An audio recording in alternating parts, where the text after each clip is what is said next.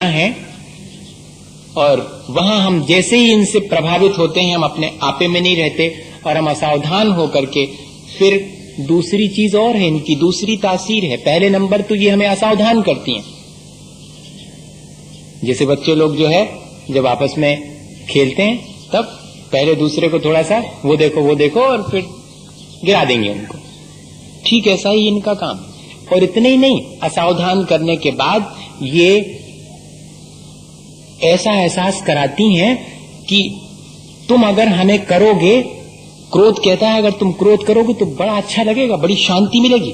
हम भी इन पे भरोसा कर लेते हैं। जैसे कि जब किसी को वो खुजली हो जाती ना कोई, तो उसको अपन को ऐसा लगता है कि इसमें जरा सा इसको रफ कर दें, जरा जोर से रगड़ दें तो जरा शांति मिल जाएगी। और थोड़ा रगड़ते हैं तो शांति सी लगती तो है, लेकिन फिर और मन करता और फिर और बढ़ती चली जाती, वेदना और जलन बढ़ती चली जाती। ठीक ऐसे ही इनकी तासीर है।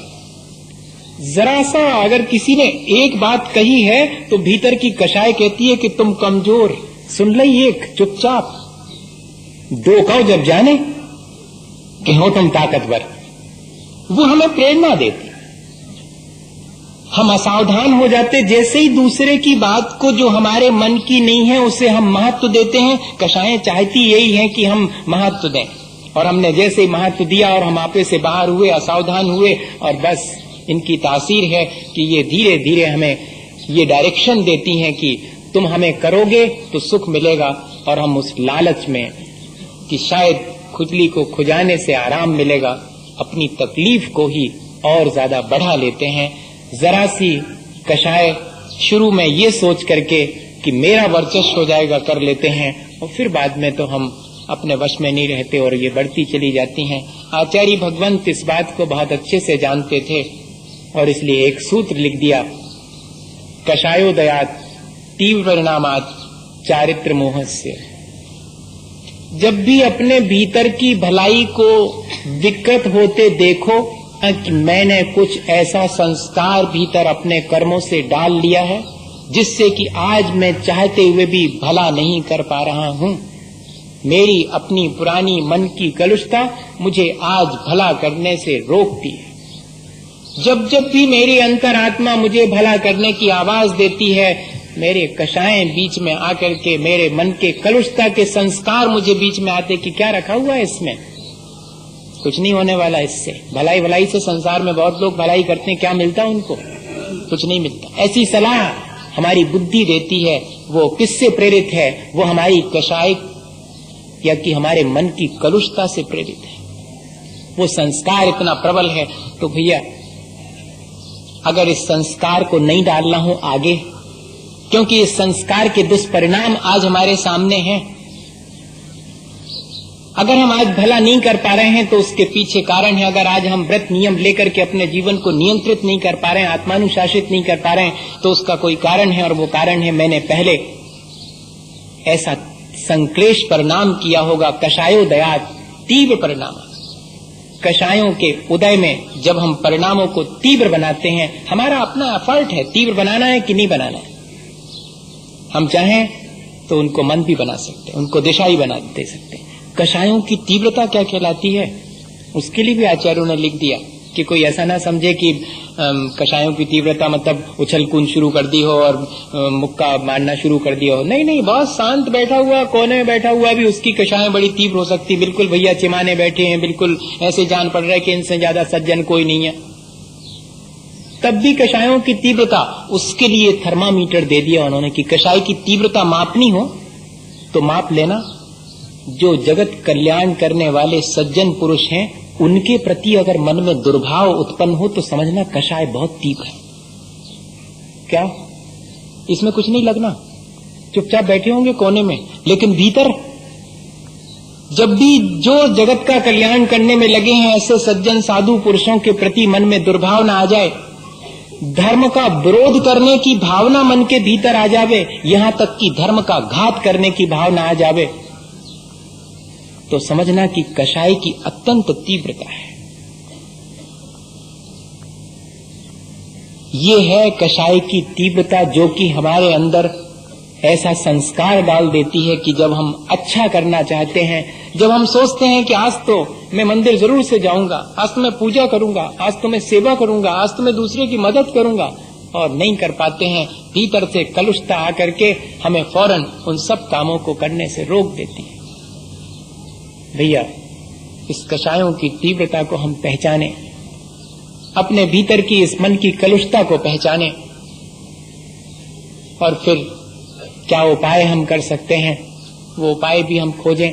ठीक है, हमने अपनी अज्ञानतावश अपने मन की कलुषता से अपने भीतर एक ऐसा संस्कार डाल लिया है, वो तो हमारी अज्ञानता के क्षण थे, आज हमें मालूम पड़ गया है कि ऐसा संस्कार डालना ठीक नहीं है। हम उसे दिशा दें, बहुत आसानी से दिशा दे सकते हैं। कषायों को दिशा देना कैसे दे सकते हैं दिशा? हमारे भीतर, सबके भीतर कोई ना कोई कषाय है। अपन बैठे हैं, इस समय भी कोई ना कोई कषाय है। कौन सी कषाय है? अधिकांश लोगों के अंदर लोभ कषाय होगी, थोड़े बहुत लोगों के अंदर मान कषाय होगी, हो सकती, कुछ लोग माया बैठे हो सकता है। लेकिन इस समय क्रोध किसी को नहीं है, सब इंटरचेंज करते चले जाते हैं।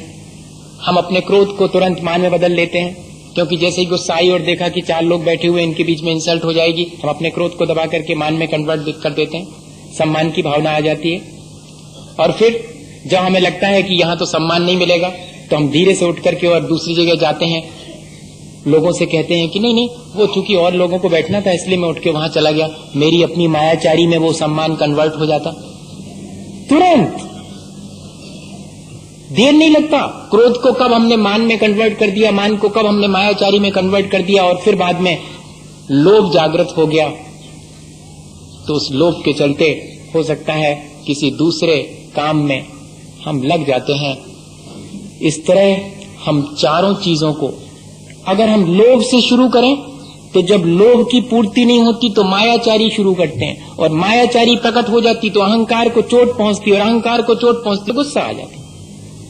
तार कहां से लगा था? वो लोभ से शुरू हुआ था और पहुंच गया क्रोध तक, और क्रोध धीरे धीरे कन्वर्ट होकर के प्रकट नहीं होता और लोभ में परिवर्तित होकर के दिखाई तक नहीं पड़ता। ये कषायें इस तरह की हैं, हमें इनको दिशा देनी चाहिए।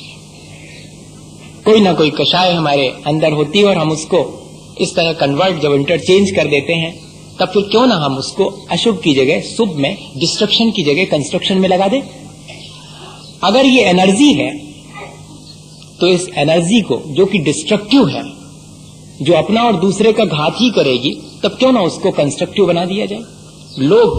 लोभ धन पैसे का भी हो सकता है, और लोभ मंदिर जाने का भी हो सकता, 4 बातें धर्म की सुनने का भी हो सकता, पिछी कमंडल मैं ले लूं, महाव्रत धारण करूं, इस बात का लोभ भी हो सकता। बिना इसके तो हो गई नहीं।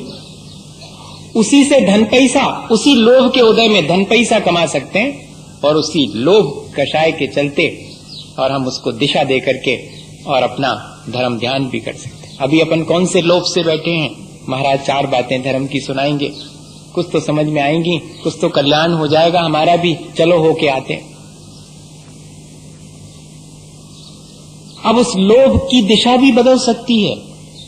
अभी तो सिर्फ ये है मन में कि 4 बातें धर्म की सुनेंगे, और दूसरे प्रकार का लोभ उत्पन्न हो जाए। क्या पता महाराज के पास जाने से कोई मंत्र वगैरह दे दे में, और मंत्र दे दे में तो अपन तिजोरी में रख लेंगे, पैसा बढ़ जाएगा।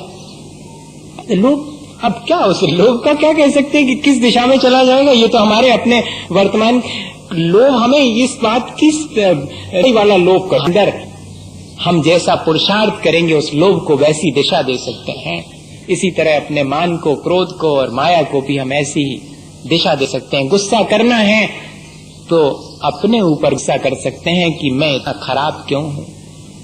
दूसरा खराब है इस बात पे गुस्सा तो आता है, लेकिन मैं इतना क्यों बेईमान हूं, मैं क्यों इतना जो है कठोर हूं, इस बात पे क्यों नहीं हमारे अंदर गुस्सा आता है। हम अपने उस गुस्से को, क्रोध रहना सीख लिया तो देर नहीं लगती जीवन को संयमित होने में। एक उदाहरण है, जल्दी बात समझ में आ जाएगी। विवाह हुआ था उस नवयुवक का, और वो